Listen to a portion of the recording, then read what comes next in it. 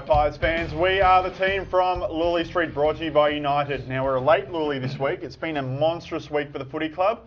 Who's the latest? Some idiot. Some idiot in the middle. Now, it's a big day for you on Monday, Kath, announcing your retirement after the VFL finals campaign. I must say you did a fantastic job in front of the group. Thanks, mate. Tell us a bit about the day and the decision. Yeah, it was. I think I sort of had my mind made up probably about halfway through the year. Pretty mutual between myself and the footy club, and just got in with Bucks a couple of weeks ago when we both just sort of spoke about where we're at, and just came to the mutual agreement that enough's enough. I've sort of been through a bit with, my knees are just hanging in there, and can't quite do what I would like to do out on the footy field, what I've previously been able to do. So we just thought it'd be a good thing to do, speak to the group, and I'm glad I did it the way I did, speaking to all the boys and everyone at the football club's obviously been here for 10 years, and it was great to get a lot of well wishes and support, but not finished yet, mate. Not finished yet. We'll get you through for another 4 or 5 weeks, mate. Oh, absolutely, mate. Just the glory and the thought of holding up that VFL Cup. Well, you did a fantastic job, mate. You've had multiple highlights, debuting, the flag, but surely this game rates as highly as all those things. Let's have a look. After Werribee kicked the first major of the afternoon, Brent Macaffer got the Pies away after he marked very strongly around 30 metres out. The Caff was irrepressible, and with the use of some clever bodywork after some nice sidestepping and delivery from McGavin, he had taken his 4th mark inside 50 of the quarter.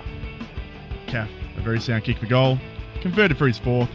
Textbook ruck roving by Liquor set up the Pies 6th when he broke free from a stoppage and found the man of the moment, Caff. His opponent cracked it, giving away a stupid 50, and the Caff had half a dozen before half time. Casual goal, that one. There is some amazing commentary taking place there. What about a casual goal? You. Just walk in. No, I was hurting. I caught one in the ribs there.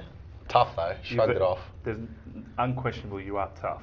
You are very tough. Oh, thank you. Now, it seems like a long time ago now, but VFL Pies, 12th straight win against Box Hill last week. Great win. Tell us a bit about it, Kath. Yeah, it was a great win. It was a massive game, as we said, because they were trying to still get in. Another great banner. We love a VFL banner. We've had a few of those this year, but yeah, we were trying to cement our top 2 spot, and Box Hill was trying to sneak into the 8, so it was a massive game. In their first 15-20 minutes, they threw everything at us, and we were probably lucky that they couldn't capitalise in front of goal early on, and we were able to hang around, and we kicked away to about a 4-5 goal lead, and probably controlled play through the second and third quarters, but the last quarter we were out on our legs, and they came at us strong again, and we literally held on because they were coming strong. We got a few late goals, and as you see, the boys are exhausted. We just managed to belt out the song. As you can see, we just held on there, even though we won by 3 or 4 goals. So 12-6 to 7-15. Inaccurate football is poor football. Bad football, correct? Yes. So look, they like you said, they threw everything at us in the first quarter and throughout the whole game. Really, they battled on. But as you can see, Clokey kicking 4 goals, and the best is Ryan Pendlebury, 10 goals, and Nick Gray on the wings. Great form, Nick Gray, isn't he? Racking 203. Lulie rankings. That is an absolutely monstrous score. We won't look at the other 4. Surely he'd have to get in the United. Did he get in the best place? That is a monster score by Witter. 62 hit-outs. But Pebs, was he in the best 203, players? that is rare air.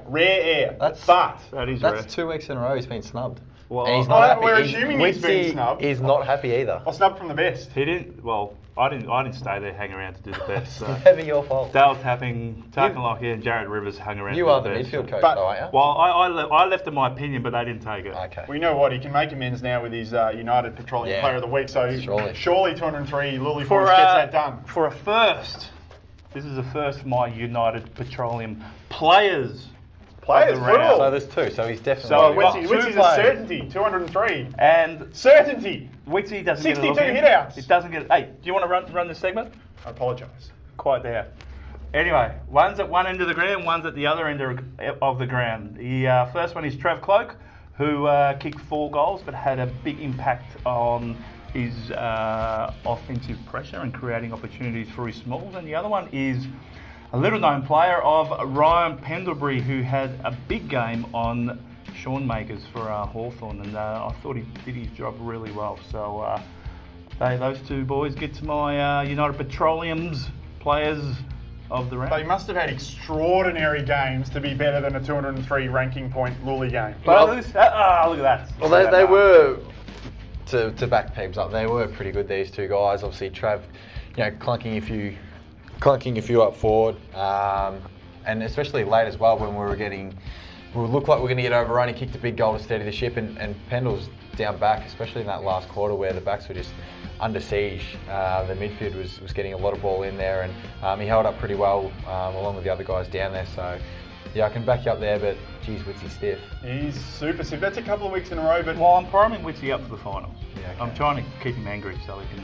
We've got this week against the Bulldogs, and he's got some big opposition against Minston and Campbell. So I'm just priming him. Well, look at that, Pebs. Well, the supporters somewhat agree with you. Ruckman really... Well, look, Witsy's not even on the voting slip, so no wonder he didn't get a vote there. So that's an easy way to get out of this predicament, Pebs, is by not even putting him on the voting sheet. I'm right on one of them. Now, Kath, I'm going to keep it really simple this week because it's such a momentous occasion. Okay. What is the ladder? What is the ladder? The ladder is the best one of the year so far. We have, after our win Hey!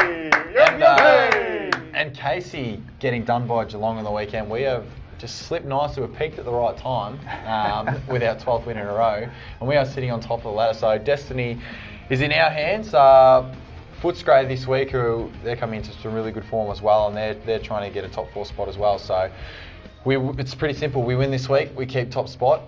We lose, we open ourselves up to drop down into second position. So as you see there, we've got a nice chunk of AFL players that qualify for the VFL finals, mate. It's fantastic. We don't want to get too far ahead with a huge game this week, but that just gives a snapshot of who has qualified for VFL finals. Obviously, Bucks declared earlier this week that Trav will be playing seniors, so he becomes ineligible for VFL finals.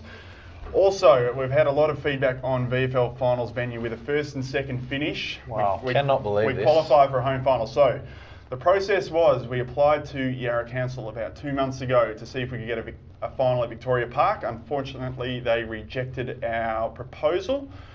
Why? Why? Multiple reasons. They said we didn't give them enough notice, and also the ground only notice. holds 5,000 people, so we think we'll get a bigger crowd than that. So we gave them 2 months' notice.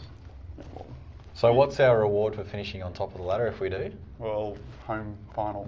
So this is what we're working through. So the 2 criteria we wanted to look at: give us the best chance to win, and give our fans the best experience. Vic Park. Absolutely, Vic Park number 1. So unfortunately that's fallen through. The second option was the Holden Centre, but unfortunately we don't think that caters for a big enough crowd. Also, there were some ticketing concerns there.